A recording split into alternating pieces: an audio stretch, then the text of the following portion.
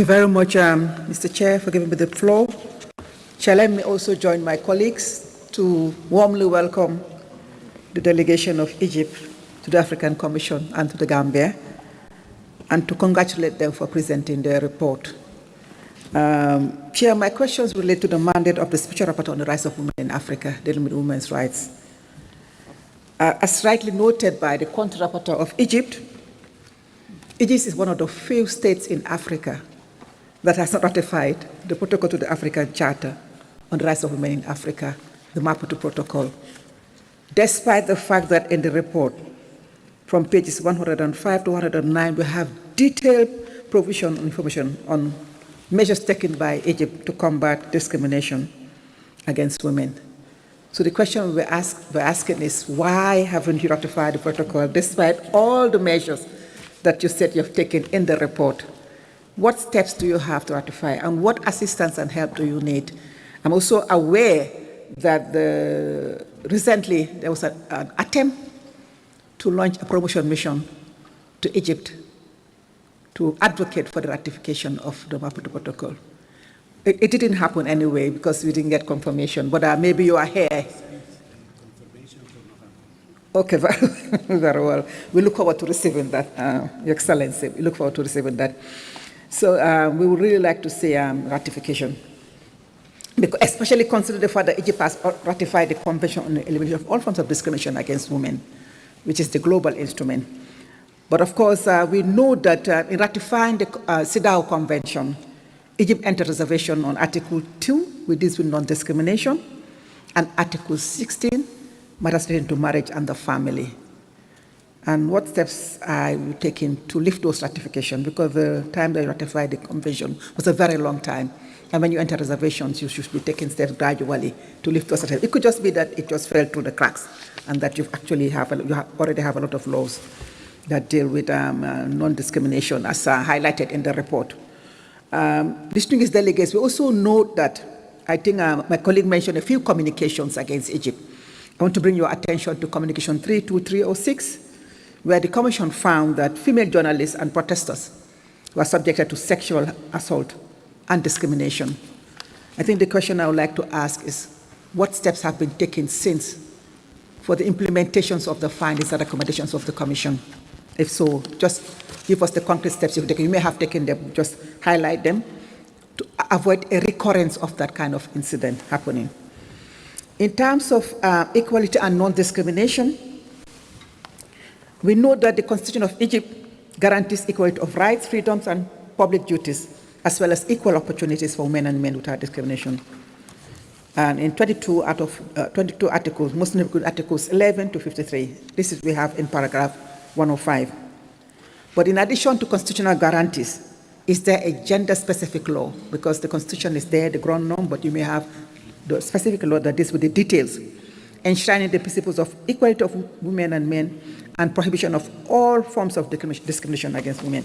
This would have been a step in the right direction in implementing the recommendation in the communication that I made reference to. Does the Egyptian legislation include a definition of discrimination against women? And does the definition cover direct and indirect discrimination in public and private sphere? And what are the efforts made in the field of raising awareness on the rights of women, particularly in the rural communities?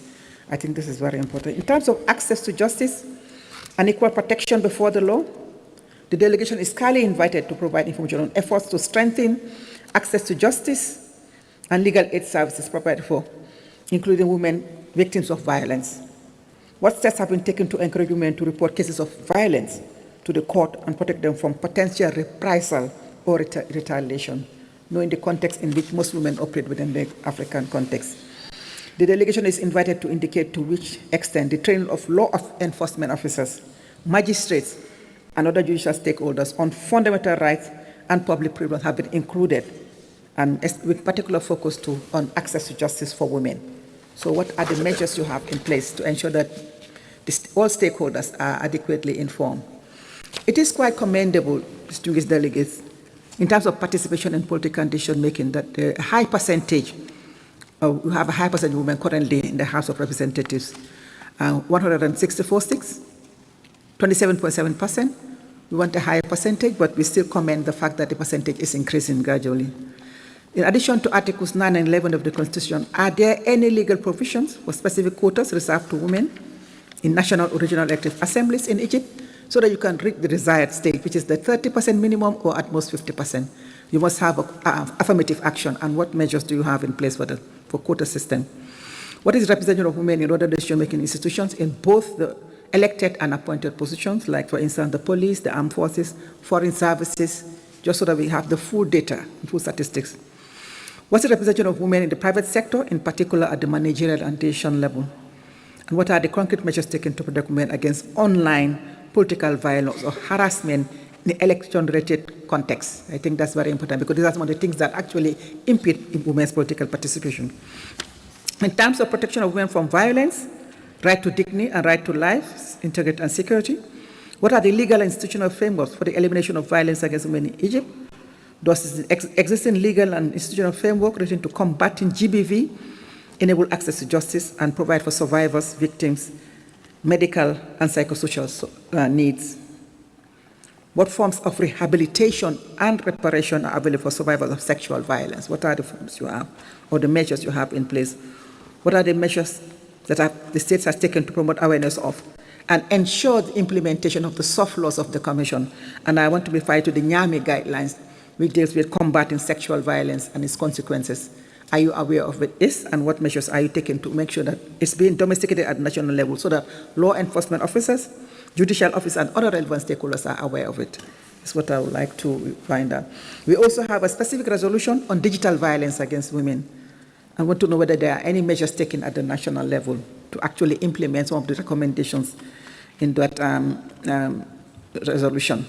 And that brings me back to the point raised about the AU Convention on Ending Violence Against Women. We're dealing with violence against women, ratification of Maputo Protocol, and also ratification of the AU Convention on Ending Violence Against Women. We'd like Egypt to be one of the pioneers, to be one of the champions for that ratification. In terms of elimination of harmful practices, is the government of Egypt aware of the Joint General Comment of the African Commission and the African Committee of Experts on the Rights and Welfare of the Child on female genital mutilation? We know there's a legislation in Egypt that prohibits it, but what's the prevalence? Because law and practice are two different things. You can guide us on the prevalence. Can the delegation inform the Commission about the prevalence of any other negative traditional practice apart from FGM? What are the issues, existing safeguards or guarantees for the full respect of the rights under customary law in Egypt, but those that especially safeguard the integrity and dignity of women? Okay. I will just go quickly because I'm mindful of time. Rights relating to marriage. In Egypt, the law prohibits marriage concluded by persons who are under the age of 18. But we are aware that, like I said, law and practice are two different things, that in reality, there are gaps and loopholes in the law where informal marriages of minors are actually recorded. What steps are being taken to ensure that those do not happen? And if they do happen, also the remedial action is taken in terms of holding the perpetrators accountable.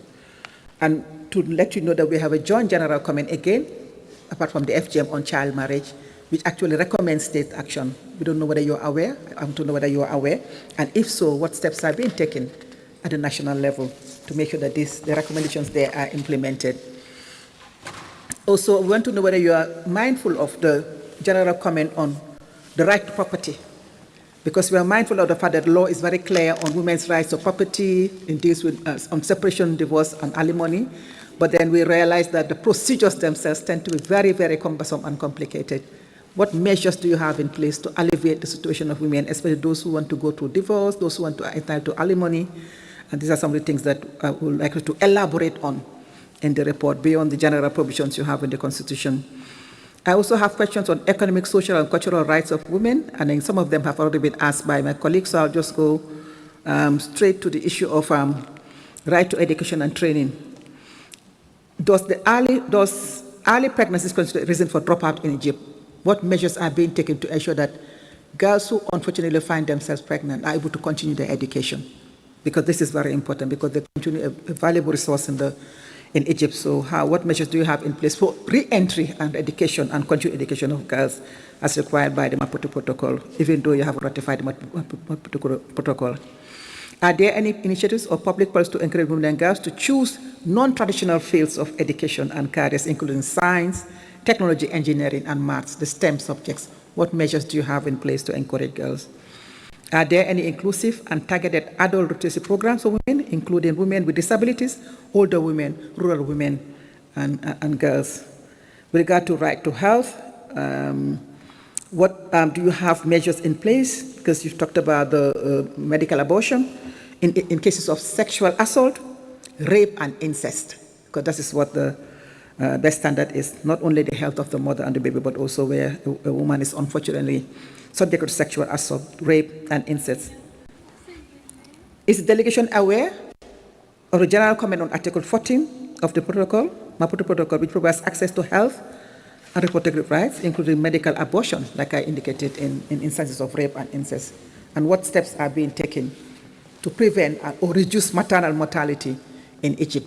Because these are some of the things that are very relevant in terms of the health and well-being of women. Do you have any awareness in campaigns on sexual and reproductive health rights in Egypt? And if so, can you give us details of that? I will, Chair, I will just end with rights of especially vulnerable women, women who are protected group.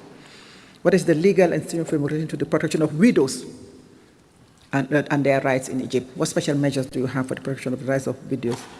Are there any restrictions on the rights of inheritance of women in Egypt, in particular those that may be inspired by customary law?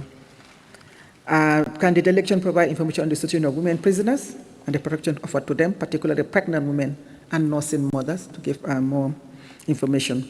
And finally, can the delegation provide more information regarding special protection of older women? I think my colleague talked about older persons, but I'm concerned about older women with social protection against unpaid care work and elder abuse. Unpaid care work is very important because the majority of women in the continent actually are involved in work that is not compensated. So what do you do? What measures do you have in place to make sure that women are compensated? And when they get old also, they're going to get some benefits because of the fact that they were not in the formal work sector but have been involved in work that was not recognized. So I have so many other questions, but the questions will be given to you. In the interest of time, I will just end here and welcome you once more and look forward to receiving your responses. I thank you all.